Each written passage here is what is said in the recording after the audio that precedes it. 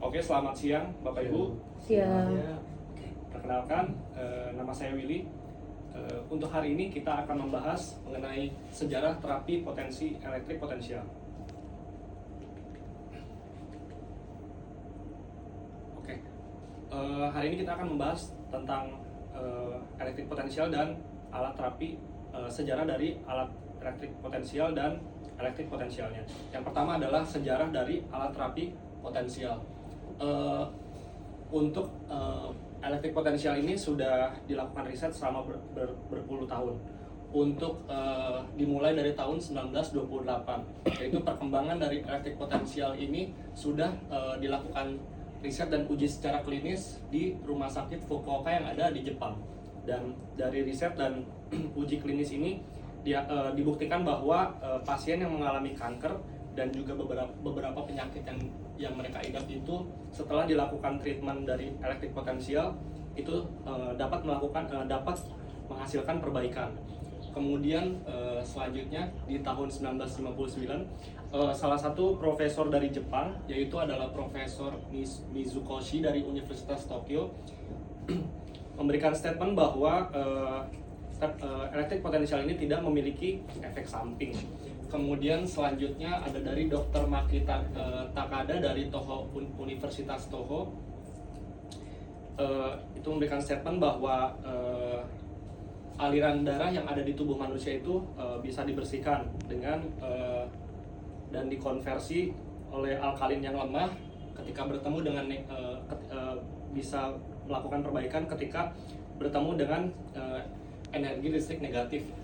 Kemudian selanjutnya di tahun 1968 Kementerian Kesehatan Jepang akhirnya mengklaim bahwa alat terapi potensial ini telah menjadi salah satu medical device.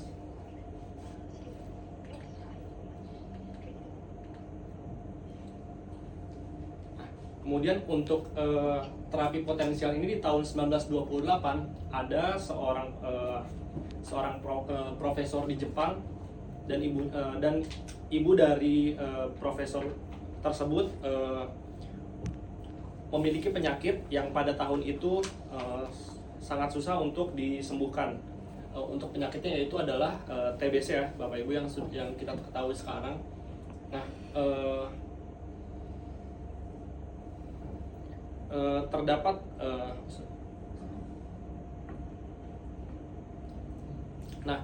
namun setelah itu ketika ia berpikir, kemudian ia melihat satu situasi di mana ia melihat sebuah tower.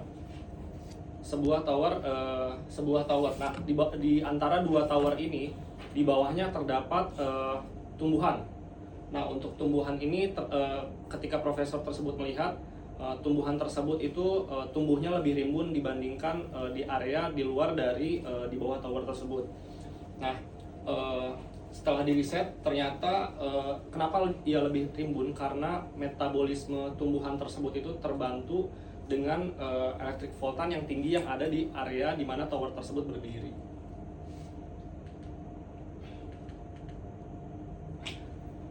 Ini untuk foto dari alat elektrik potensial yang pertama. Alatnya ini besar ya, jadi mirip seperti lemari, tidak seperti alat yang kita pakai sekarang, itu lebih kecil. Kemudian juga, nah ini kenapa ada dua, karena ini adalah tempat untuk dimana pasiennya duduk.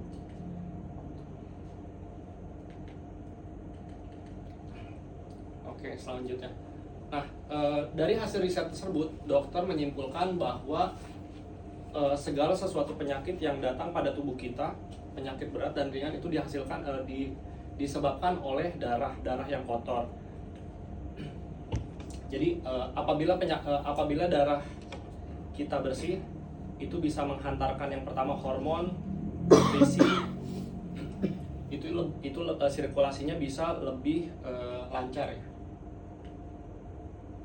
Nah, otomatis apabila darah kita lebih bersih, itu sirkulasinya lancar dan penyakit kita bisa sembuh.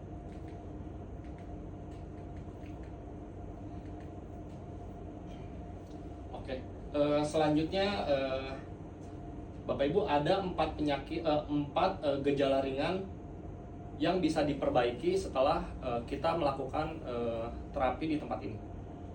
Yang pertama adalah sakit kepala, kemudian yang kedua adalah insomnia, selanjutnya adalah terapi bahu, dan yang ketiga adalah sembelit. Untuk keempat penyakit ini bisa disembuhkan, bisa diperbaiki dengan datang terapi selama 7 hari berturut-turut. Nah, di dalam tubuh kita itu kita memiliki natural self healing power. Ada beberapa fase di sini di mana ketika kita masih anak-anak itu kita memiliki 90 mini voltage untuk elektrik potensial yang ada di dalam tubuh kita. Selanjutnya adalah untuk orang dewasa mini voltage-nya ada di 70. Kemudian untuk lanjut usia ada di 50 mini voltage. Selanjutnya ada pasien ini yang sudah terbang di rumah sakit, ini ada di 30 mini voltage. Dan yang paling terakhir ini ada di 15 mini voltage untuk pasien cancer. Nah, Bapak Ibu, untuk di anak-anak dan dewasa, untuk sel yang ada dalam tubuhnya ini ada ion, lebih banyak ionnya negatif.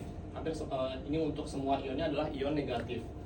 Ion negatif ini membuat sel kita itu bisa menyerap lebih banyak oksigen, nutrisi, dan juga molekul air. Kemudian juga metabolisme tubuh kita ini bisa berjalan lebih lancar. Kemudian juga sirkulasi dari karbon dioksida itu bisa keluar masuk dengan lebih lancar, dan juga molekul airnya. Nah, selanjutnya adalah fase yang kedua, ini adalah fase yang sedang ya Bapak Ibu. Jadi untuk ionnya di sini adalah plus dan minus, setengah-setengah. Nah, di sini untuk penyerapan dari nutrisi, oksigen, kemudian juga molekul air ini agak lebih susah. Kemudian juga untuk metabolismenya di sini agak sedikit terhambat ya Bapak Ibu, jadi ada yang stay di dalam sini untuk metabolismenya. Nah, kemudian yang selanjutnya adalah di sini ada sel kanker ya. Jadi sel kanker ini untuk ionnya di sini semuanya plus. Jadi di situ metabolisme tidak berjalan, kemudian penyerapan dari nutrisi, water molekul, dan oksigennya juga tidak bisa seperti itu.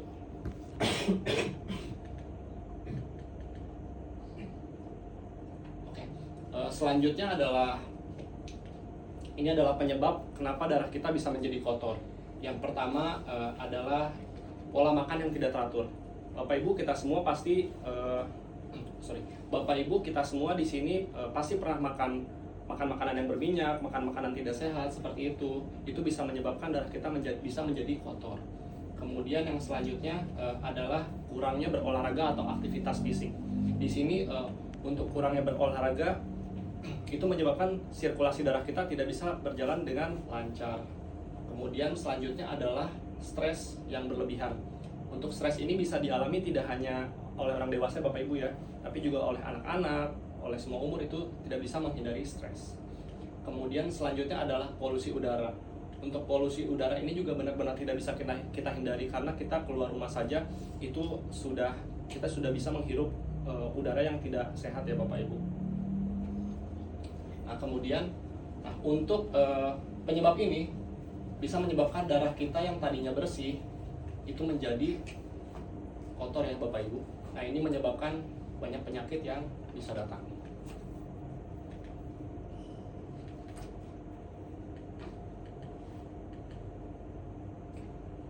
Nah, selanjutnya di sini Bapak Ibu ada gambar pohon ya. Jadi untuk pohon ini kita analogikan atau kita bayangkan sebagai keluhan penyakit dari Bapak Ibu. Jadi yang pertama ada sakit kepala, kemudian ada insomnia, yang ketiga ada sembelit. Nah Bapak Ibu, penyakit ini bisa disembuhkan tidak? Bisa. Oke. Dari yang kita lihat di sini, penyakit ini biasanya kita sembuhkan dengan minum obat ya Bapak Ibu. Tapi itu sebenarnya tidak baik, karena minum obat ini walaupun mungkin hari ini sembuh, tapi besoknya kita bisa sakit lagi ya Bapak Ibu. Jadi bisa hilang muncul seperti itu. Kenapa hilang muncul? Karena ketiga penyakit ini hanya disembuhkan tidak dari akarnya. Jadi untuk akar ini adalah darah ya Bapak Ibu. darah kita yang kotor ataupun yang bersih.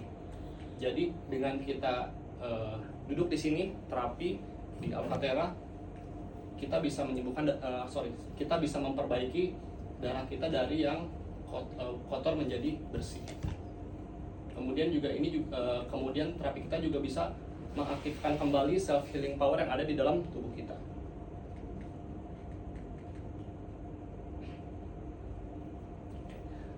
Kemudian